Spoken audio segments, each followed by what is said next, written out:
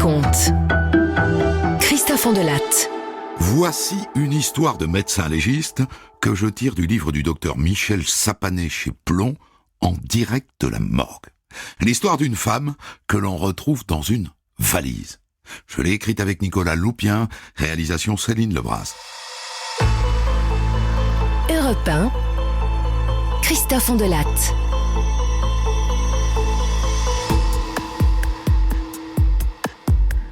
Un jour d'octobre 2013, les policiers de La Rochelle reçoivent un appel. C'est au sujet de ma mère. Je suis inquiète là parce que je viens de la voir au téléphone. Et elle m'a dit comme ça, j'ai fait une bêtise. Et j'ai pas pu en savoir plus. Et depuis, j'arrive pas à la joindre. Vous pourriez aller voir? Ok. Ils envoient une patrouille. Sur place, les flics tambourinent un bon moment. Y a quelqu'un? S'il y a quelqu'un, ouvrez s'il vous plaît, c'est la police. Une femme finit par leur ouvrir. Cheveux mi-longs, en désordre, visiblement pas très en forme. Qu'est-ce que vous voulez? Eh bien, on veut juste savoir si tout va bien, madame. C'est votre fille qui nous a contactés, elle est inquiète. Bah oui. Ça va. Oh, c'est ce bruit, là. Les travaux dans la boutique du fleuriste juste en dessous, ça tape toute la journée. Et puis, y a les sirènes des ambulances, et puis les hélicoptères de l'hôpital. Oh là là, ce bruit. Bon. Et là, la dame essaye de refermer la porte. Mais le policier a mis son pied dans l'encadrement. Dites-moi, madame, ça sent drôlement fort chez vous. C'est quoi, c'est de la javel?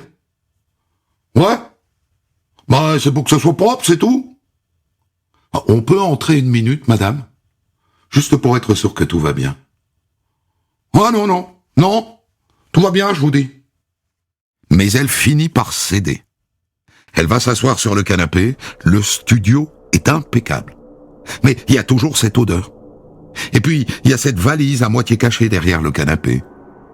Un policier s'approche. La valise est entrouverte. Un pied en dépasse.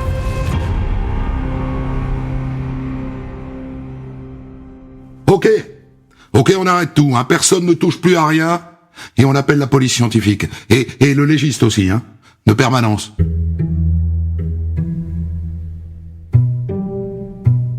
Cette nuit-là, c'est Alexia qui est de permanence. Elle débarque sur place, la valise est là, ouverte, et à l'intérieur, il y a le corps d'une femme d'un certain âge, nue, avec juste un string en dentelle blanche. Elle s'appelait Sylvette.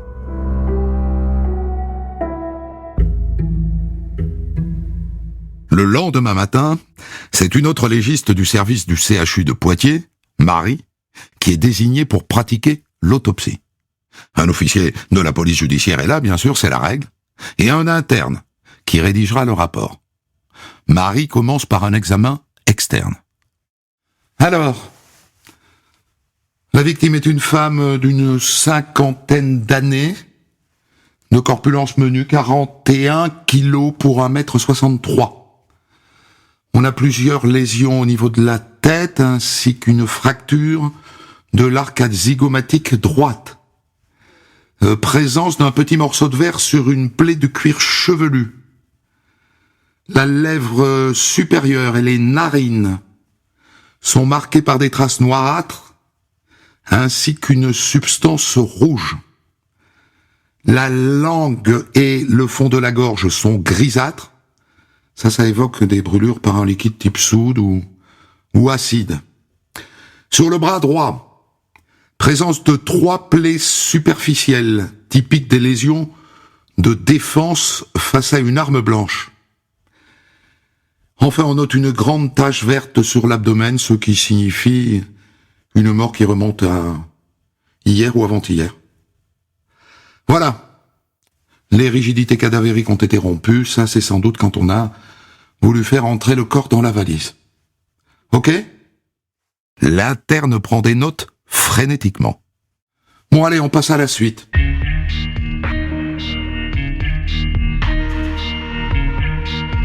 La suite consiste à ouvrir le corps. La légiste identifie 4 plaies au niveau des poumons, à droite et à gauche, et l'une des plaies a atteint le cœur. Le décès a été rapide. Il y a aussi 2 plaies au niveau du foie. Et finalement, pas de traces de brûlure dans l'ésophage, donc pas d'ingestion de soude caustique. Après 4 heures de travail, Marie confie le corps aux agents d'amphithéâtre, à eux de lui redonner son apparence humaine.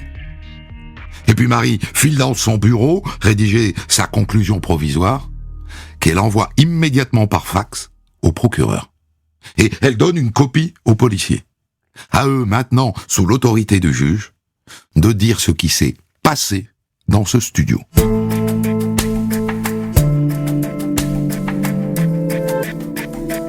La femme chez qui on a retrouvé Sylvette dans la valise s'appelle Corinne.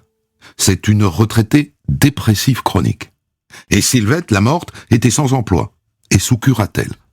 Elles se sont rencontrées 3 semaines plus tôt. Elles sont vaguement devenues amies. Et le jour du meurtre, elles ont décidé d'aller ensemble à un vide-grenier sur le port de La Rochelle. Ensuite, elles sont rentrées chez Corinne pour manger un gâteau et boire une tasse de thé. Et voilà comment Corinne raconte la suite aux policiers. Oh bah, il s'est mis à parler fort. Comme ça, là, wow. Et puis aussi, elle tapait sur la table avec la lame de son couteau. Des petits coups comme ça, toc, toc, toc, toc, toc. Moi, ça m'a énervé, quoi. Je lui ai dit arrêtez. Et là, elle s'est mise à rire, à se moquer de moi. Et bon, je me suis jeté sur elle. Et je lui ai cassé une bouteille de vin sur la tête. Et après, on s'est battu, et ma foi, après, ça s'est calmé. Et donc, j'ai coupé un peu de gâteau, là. Et elle a recommencé, tap, avec son couteau. J'en pouvais plus, quoi. Alors, j'ai attrapé son couteau qu'elle voulait pas lâcher. Et je l'ai frappé avec le couteau. Combien de fois, je sais plus. Au moins 3 fois, 3 fois, c'est sûr. Et voilà, elle est tombée, et sa tête a cogné le plateau de la table basse, quoi. Oui, elle était morte. Et après, elle a nettoyé à grands coups d'eau de javel. Elle dit qu'elle l'a déshabillée et lavée, qu'elle lui a mis un string parce que ça l'a gênée de la voir toute nue, et qu'elle l'a mise tant bien que mal dans la valise. Le lendemain, elle est allée chez le coiffeur, elle a retiré de l'argent au distributeur, elle voulait rejoindre sa fille en Bretagne. Et puis elle a changé d'avis. Elle s'est dit, je vais me suicider. Et donc elle est allée acheter de l'essence, de l'acide et de l'alcool. Elle voulait tout avaler et se mettre le feu. Et puis finalement, elle a appelé sa fille qui, elle-même, a prévenu la police.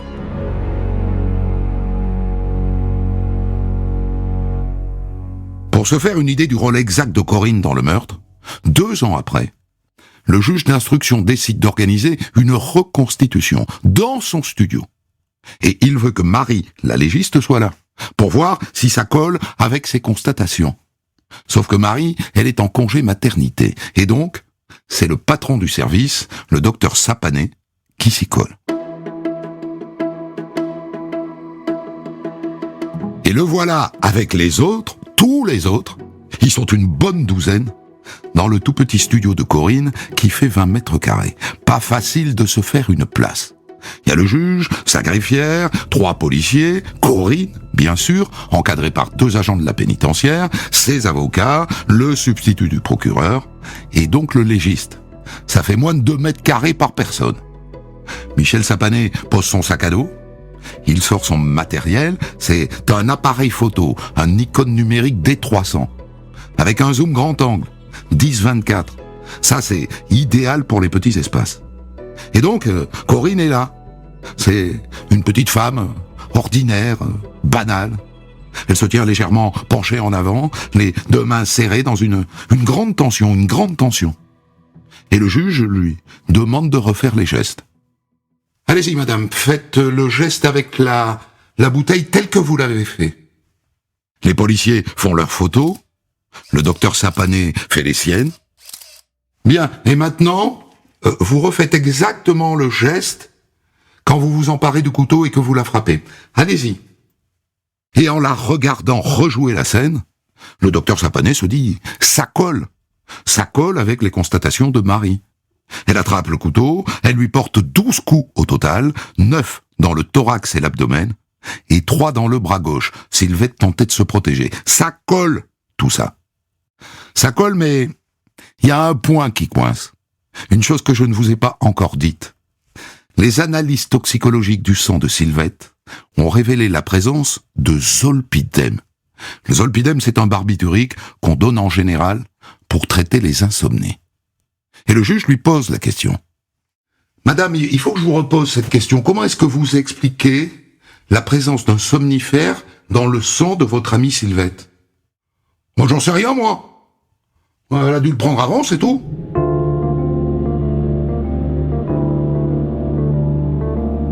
Deux ans plus tard, se tient le procès d'assises à Saintes. Procès auquel assiste, dans le cadre de sa formation, l'interne de l'équipe de médecine légale du CHU de Poitiers. Et le docteur Sapané est convoqué, bien sûr. Comme d'habitude, il arrive très en avance et il va s'asseoir dans la salle. Il a le droit. Et Corinne est là, dans son box un peu perdu tout en noir. La veille, on a raconté sa vie. Et Sapané se fait briefer par son interne qui était là. Bon, elle a raconté sa dépression, ses suicides. Bon, après, elle a pas eu une vie rigolote, hein. Elle a été violée par son père, comme d'ailleurs ses 9 frères et sœurs, donc vous voyez le tableau. Et puis sa mère, qui était complice du père, qui l'a poursuivie avec un couteau pour qu'elle se taise, quoi. Donc voilà, à 14 ans, elle s'est enfuie de chez elle avec sa sœur, bref. Bref, c'est une pauvre femme, quoi.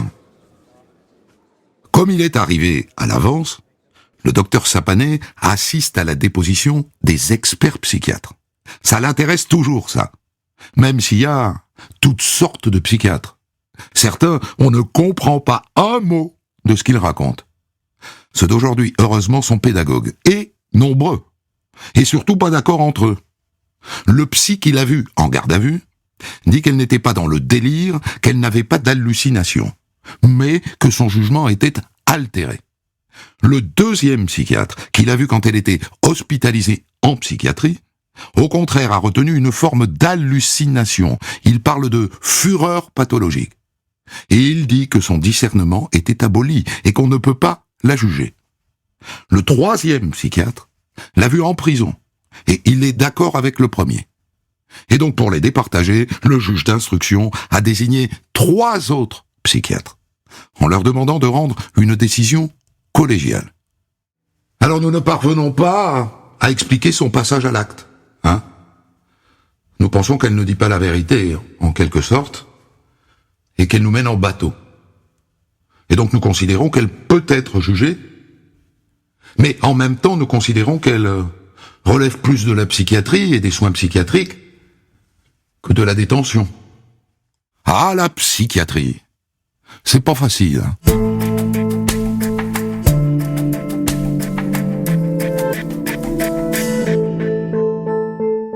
Et puis arrive le moment où le docteur Sapané est appelé à la barre.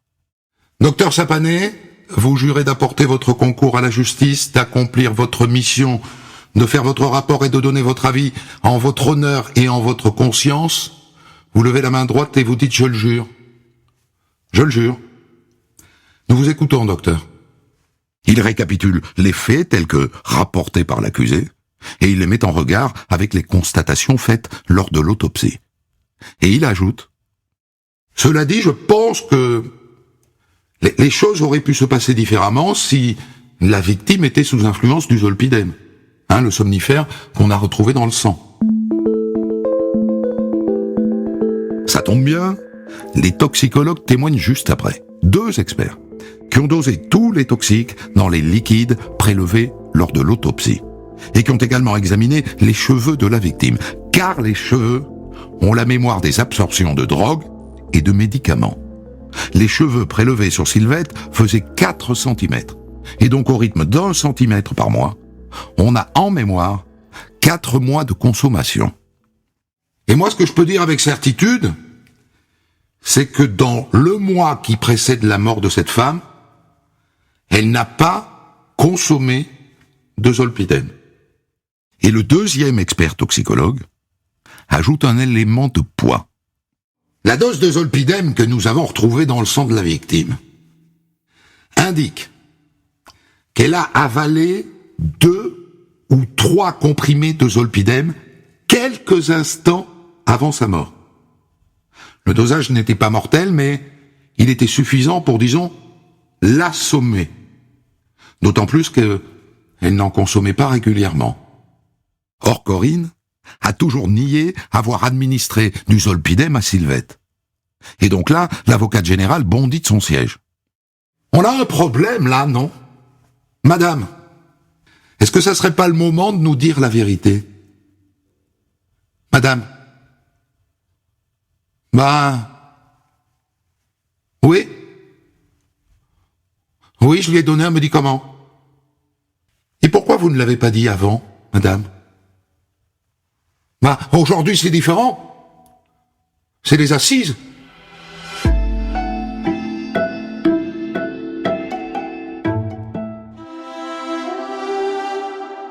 L'avocat de la partie civile plaide. Je rappelle ici le motif totalement futile de ce meurtre. Parce qu'elle parlait trop fort. Parce qu'elle tapotait sur la table avec son couteau. Et puis vient la plaidoirie de l'avocate générale. J'admets qu'on pourrait être tenté de classer ce meurtre comme un acte de folie. Mais tout de même, les enquêteurs ont démontré que cette femme n'était pas si déséquilibrée qu'il n'y paraît. Elle nettoie la scène de crime parfaitement, c'est du jamais vu. Et ensuite, elle s'organise pour partir rapidement, sans doute, avec ce corps dans cette valise. Et nous avons vu ensuite sa capacité à mentir, à manipuler les gens. Et tout cela témoigne d'une capacité d'organisation qui s'accommode assez mal d'une pathologie psychiatrique grave. Alors oui, je considère que c'est une rescapée, mais il n'empêche que cette femme est dangereuse. Et cette femme, je vous demande de la condamner à une peine qui ne saurait être inférieure à 10 années de réclusion criminelle. Et puis vient la plaidoirie de l'avocate de Corinne. On nous a dit que l'état de santé mentale de Corinne était altéré. Certes, elle n'est pas irresponsable, mais, nous dit-on, elle relève plus de la psychiatrie que de la détention. Et donc, moi, je dis que son passé traumatique, son état dépressif, qui est très sérieux, et l'absence de mobile de cet acte fou, justifie une diminution de peine. Madame, levez-vous, je vous prie, comme le prévoit le Code de procédure pénale, vous avez la parole en dernier. Nous vous écoutons. Je voudrais dire que je regrette et que je demande pardon.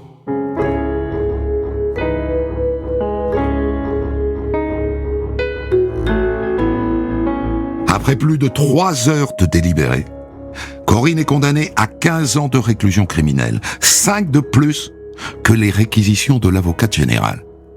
Et elle ne fera pas appel.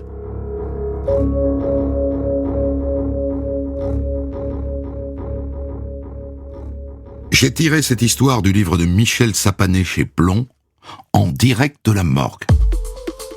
Des centaines d'histoires disponibles sur vos plateformes d'écoute et sur europe1.fr.